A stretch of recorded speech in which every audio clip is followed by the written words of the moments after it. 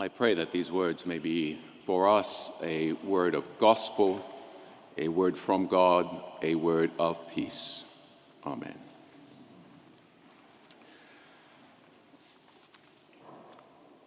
I have to confess I always find it a bit difficult to read this gospel text because of the way it's set up. It's just set up in a way to make it seem as if the obvious people are going to fall into the trap that Jesus sets up for him. And you see that in the way that it's written. There's the flattery of Jesus at the beginning of the passage, and the way the passage ends. When they heard this, they were amazed, and they left him and went away. That's the setup. The temple people are trying to trap Jesus. Jesus is being goaded by the religious people into exposing an underlying politics of resentment against the Roman tax. But Jesus, in his answers, will beat them at their own game, and they will deny their underhanded intentions. But there's got to be more to it than that. That reading is there, but this is only too evident.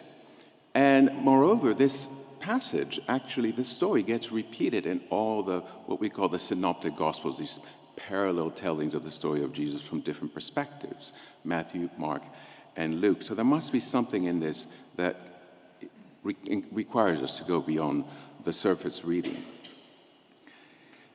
There's something of a pantomime in the way that the gospel is put together. And a pantomime, of course, is always overdone. It's always exaggerated and over the top.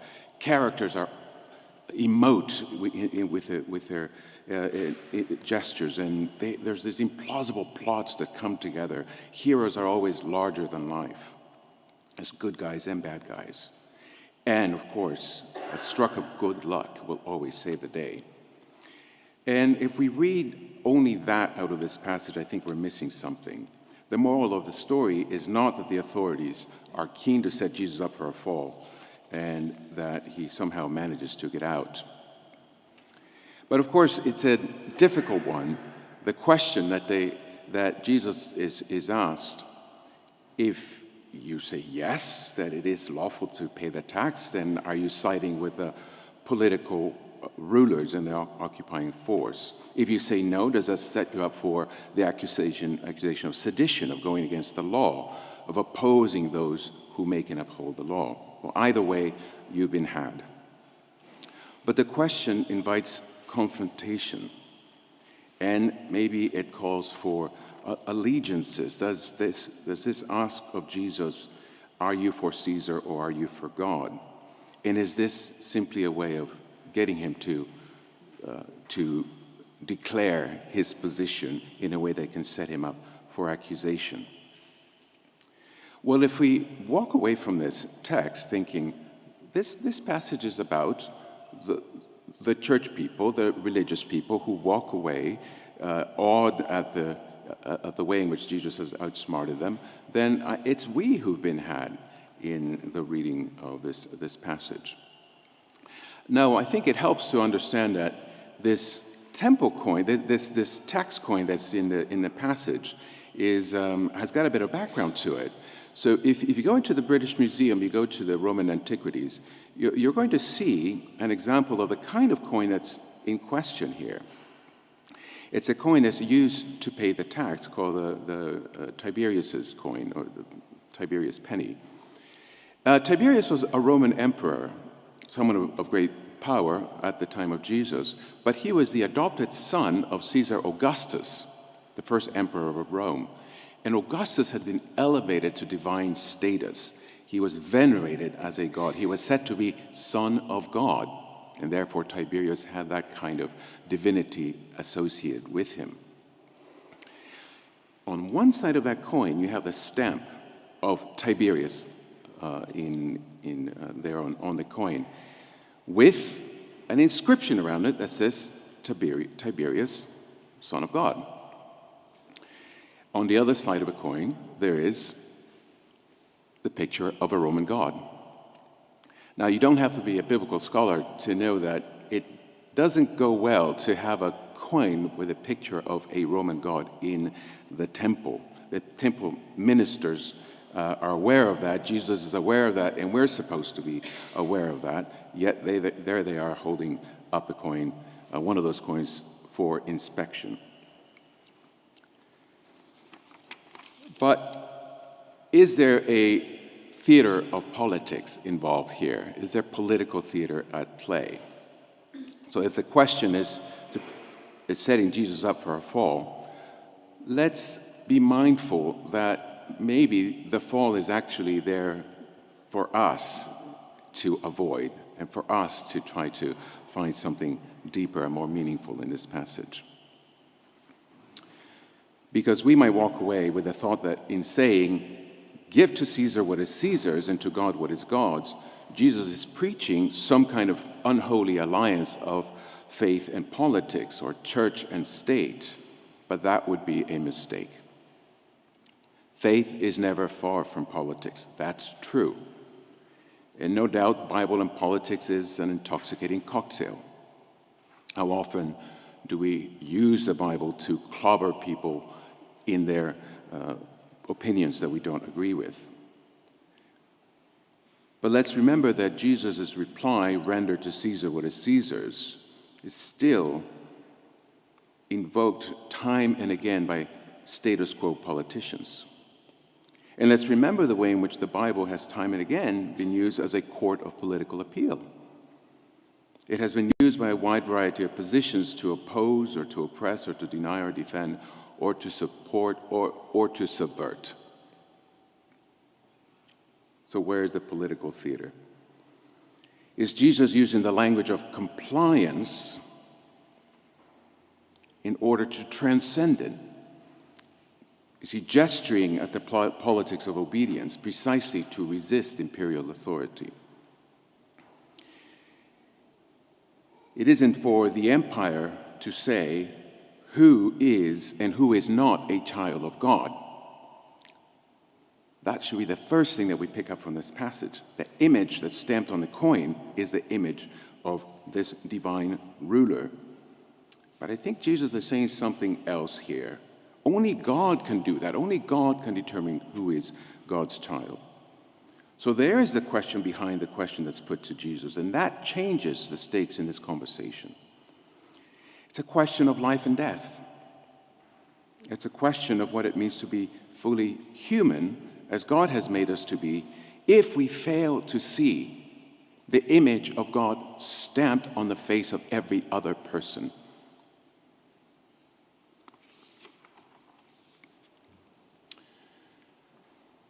I'm sure I'm not the only person who finds it frustrating that in this exchange between Jesus and the temple authorities, we don't see God erupting out of some hidden place that we didn't expect. And for that reason, we're forced to go a little deeper. We can come away with a superficial answer, or where the moral of the story, as is, I think, is usually taught in this. But I think we can find it in no uncertain terms that the story is inviting us to interrogate ourselves. This is about how we see ourselves and how we see others and how we understand God to see us. Us, meaning all of us. All, meaning all. Our life, who we are, is in some sense bound up with our Creator. And that means knowing that we are made in the image of God. And what Jesus knew, and what his hearers knew, was that this also means knowing that all, family or stranger, friend or enemy, are also made in the image of God. So when Jesus is talking about an image, and when he relates it to himself, to his purpose, to who he is and why he's here, then the idea of not just what, but who belongs to God is no longer a philosophical conundrum. It's not just a question of a nice spiritual affirmation. It is actually everything to do with being human. So to pay back God what is God's is a universal claim. The totality of human life is owed to God the Creator. And so to give back to God what is already God's has to mean always to seek the image of God in the face of the other. That is what we owe to God. And if this is what Jesus is telling us in this text, then there isn't anything ambiguous about that answer.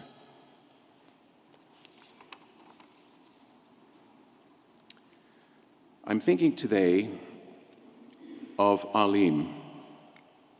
Alim is the taxi driver I was speaking to in Jerusalem. We were there visiting in September. This was on a Friday, and the calls to prayer for Muslims had been heard from all the city's mosques, from the minarets. And as it was sundown, Jewish worshippers were making their way to the Western Wall for Shabbat prayers. And at the same time, the city's nightlife was beginning to kick off in the cafes and the bars. And the taxi driver said, "You see, we are a confused city. I don't understand. I am Muslim. I have lived here my whole life. Jewish people will come in my taxi, and they want to listen to Arab music. Arab Muslims come in, and they want to hear a Jewish singer. The world in the city is turned upside down. Why we have to live together, I don't know, but we live together. Live together." Those two words have resonated with me ever since, and all the more since the outbreak of violence in Israel and Gaza and the West Bank. Live together. That bit of homespun wisdom turns out to be prophetic, but in the most tragic way. The question of living together and of what here is, when it's a question of land and of contested history, is never going to be easy. But for that reason, the words of Psalm 122 have never been so pertinent. Pray for the peace of Jerusalem. This afternoon, we will be holding a service of ecumenical prayers, and all are invited, and I hope as many of you as possible are able to come to that. These are prayers for the people of Israel, the people of Gaza, the West Bank. That's today at 3 o'clock. Please join us for an hour if you can. There will be poems and readings and prayers and time for silent reflection. That's what we're called to today. And looking at this passage, it's very easy for me to, in a way, to dismiss it, because, again, the way it sets things up for an easy answer that really isn't the answer. But I feel funny about it, too, because it has to do with paying taxes, and I come from a whole family of tax accountants. And there isn't here a question about paying taxes and what income bracket you fall into and what sort of loopholes you can take advantage of and so on. When you pay the tax, remember that Caesar is here today and gone tomorrow. That seems to be part of the message that Jesus is telling us.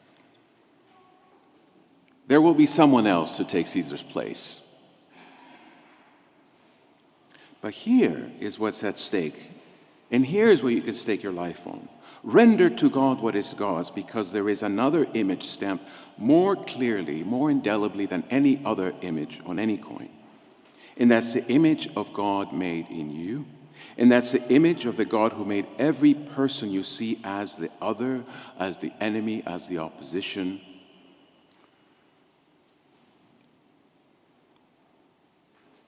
And perhaps this is why the passage concludes by saying that when they heard this, they were amazed, and they left him, and they went away. But lest we walk away, today for us this means prayers for peace. And so much of what prayer and contemplation has to do with the way in which we learn to attend to the world around us, to stop, to pay attention, to learn, to listen to other people's point of view, to learn to listen well, to watch and wait. And as we do that, as we attend to the world in prayer,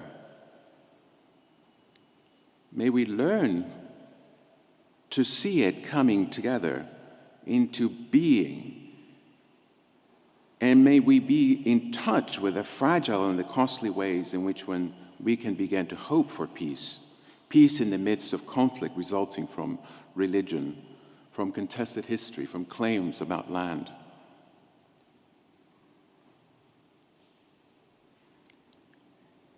And may we learn, going beyond the political frame, to give ourselves the space to pay attention to the tiny fragments we do understand, and perhaps what we understand a bit more today than we did yesterday. Suffering children, missing relatives, the moral collapse leading to a humanitarian crisis, families bereaved. And may we not turn away from the problem but face a difficult question. Will those fragments of history of a land called the Holy Land, and the history of all those who have a stake in it, whose lives are connected, whose histories are embedded in that land, find a story of reconciliation, of promise, and of peace? Today we are called to beauty and to travail, to the art of an open and sustained time of self-examination, to letting go of prejudice, and to preoccupation, and to pay attention without which we would never be able to hear what God is calling us to. I say the art of attention, the art of prayer, because art always calls us to resist division and to find new modes of expression, to go against the grain. And so today, may art in that sense help us to be bearers of God's image, giving back to God, handing back to God, the Creator, what is God's already and always, the stamp of the other as God's image. May we learn to mold our own lives into receptacles of hope and into instruments of other people's long-forgotten promise, that God might make us and our lives instruments for peace. And may we once again ask ourselves a question: what now? Amen.